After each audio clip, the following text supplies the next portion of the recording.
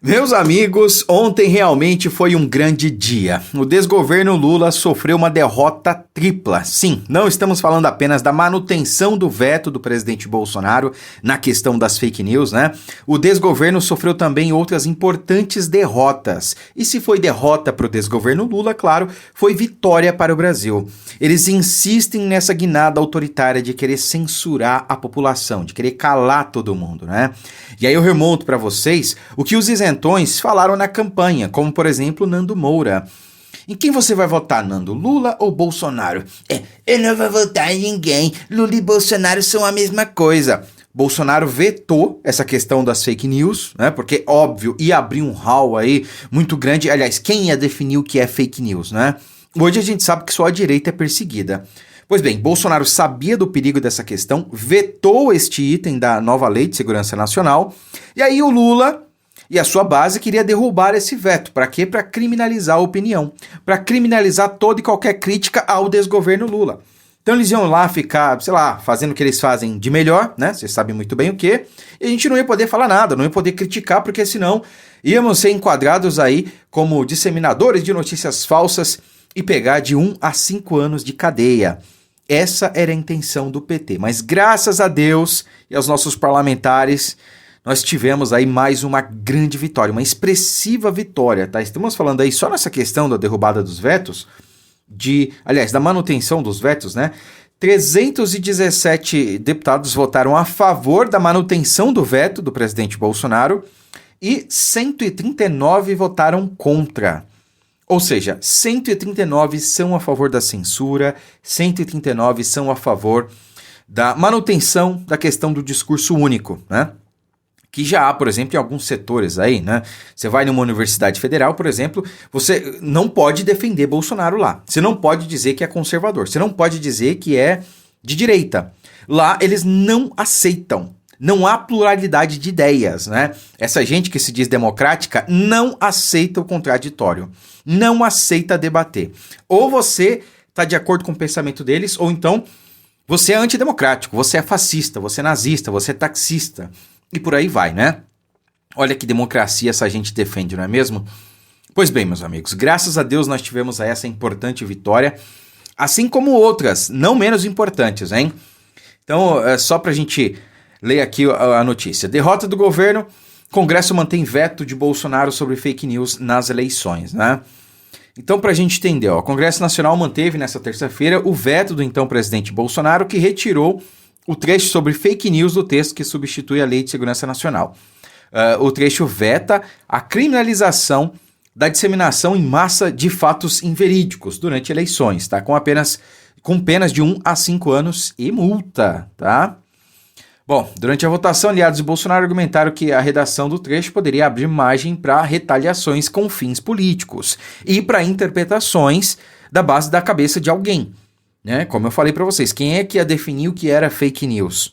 Quer dizer, uma notícia que a gente sabe que é verdadeira, mas que não agrada a certas pessoas, pode ser enquadrada como fake news, como acontece hoje. Eu citei para vocês, vou repetir o exemplo aqui, dos caminhões que foram barrados lá no Rio Grande do Sul, com mantimentos, porque estavam sem nota fiscal e com excesso de carga, foram barrados e multados. Essa notícia é verdadeira, mas insistem em dizer até agora que é falsa. Quer dizer, quem é que vai definir o que é verdade e o que é mentira? Mesmo um fato sendo verídico, vão classificar como mentira, apenas para perseguir quem eles quiserem, que é a direita, né? E aí me vem, por exemplo, o pessoal lá da esquerda, né, ó. Pelo governo Lula, o deputado Limberto Farias orientou pela derrubada do veto de Bolsonaro, argumentando que o então presidente vetou o projeto e depois começou a desacreditar o processo eleitoral em 22, né? Primeiro que desacreditar o processo eleitoral é uma mentira. Bolsonaro apenas queria, assim como boa parte, se não todos, ou melhor, a maioria dos brasileiros, mais segurança no processo eleitoral. Eu pergunto a vocês, quem é que pode ser contra mais segurança no processo eleitoral?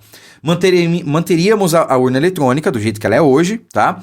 Acoplaríamos ali um acrílico, um espaço ali em acrílico na urna, onde assim que a gente apertasse ali o número do candidato, ia aparecer a foto dele, ia imprimir a foto dele depois que a gente confirmasse, né, se realmente era aquele nosso candidato, a gente conferia, tá tudo certo, verdinho, aquela foto ia cair nessa parte de acrílico, onde ninguém ia ter acesso e ninguém ia levar para casa. O ministro Barroso chegou a dizer que a gente ia levar o voto para casa, que a proposta consistia nisso. Mentira! Mentira, não consistia. Então, seria um aprimoramento. A nossa urna moderna, né, iria ficar ainda mais moderna, ainda mais segura. Ia ter uma camada a mais de segurança. Ia possibilitar aí realmente uma possível auditoria, se for necessário, em caso de dúvidas e tudo mais. Hoje a gente sabe que as coisas não funcionam muito bem como deveriam, tá? Se assim eu posso dizer, para limitar minhas palavras aqui. Então, volta a repetir a pergunta. Quem é que pode ser contra mais segurança no processo eleitoral? Só quem tem más intenções. Concordam comigo? Pois é. Bom, e a outra vitória que nós tivemos ontem foi essa aqui, ó. Congresso derruba vetos de Lula e volta a proibir saidinha de presos até para visitar a família. Essa, meus amigos, foi uma grande vitória, tá? Essa questão das saidinhas, que foi relatada aí pelo brilhante capitão Derrite, que é secretário de Segurança Pública de São Paulo, né? É licenciado aí como deputado federal. Ele pediu licença do cargo de secretário para voltar lá e relatar a questão, porque tinha tido uma alteração lá no Senado, aí voltou para a Câmara, tá? E o capitão Derrite voltou lá para relatar novamente essa questão das saidinhas e graças a Deus, tá? O Congresso aprovou, o Lula vetou algumas questões e o Congresso agora derrubou os vetos do Lula. Essa que é a questão. É uma grande vitória, é um primeiro passo aí para acabar com essa patifaria que é a progressão de regime também, algo que eu sou totalmente contra. É um dos problemas do Brasil, é a progressão de regime. Hoje o sujeito mata alguém, pega 20 anos de cadeia, a pessoa tirou uma vida, destruiu uma família, acabou com sonhos, acabou com tudo, pega 20 anos de cadeia e não cumpre os 20 anos. Cumpre às vezes 7, 6, 8, depende muito, né? E às vezes não fica nem preso. Às vezes responde processo em liberdade, fica aí em liberdade, cometendo crimes de novo, e só é condenado depois de sei lá, quantos anos, né? Lamentavelmente isso precisa acabar, né? E para finalizar, mais uma grande vitória. Congresso derruba veto de Lula ao orçamento sobre aborto e gênero. Tá? Lula havia barrado o trecho da Lei de Diretrizes Orçamentárias que proibia o uso de verba em programas que estimulassem as ações, o aborto e a mudança de gênero, por exemplo. Né? Particularmente, eu não tenho nada contra quem quiser mudar de gênero, quem não quiser. Tá? Eu respeito quem tem alguma coisa contra, cada um tem sua opinião. Eu não sou dono da verdade. Eu sempre me ponho aqui para vocês como alguém que respeita a opinião dos outros. Eu nunca vou ser um Nando Moura, um deus da verdade, né? Se você vai lá no canal do Nando Moura e discorda uma vírgula do que ele fala, meu amigo, você vira sei lá o quê, né? Aqui não, cara, eu sou um cara democrático.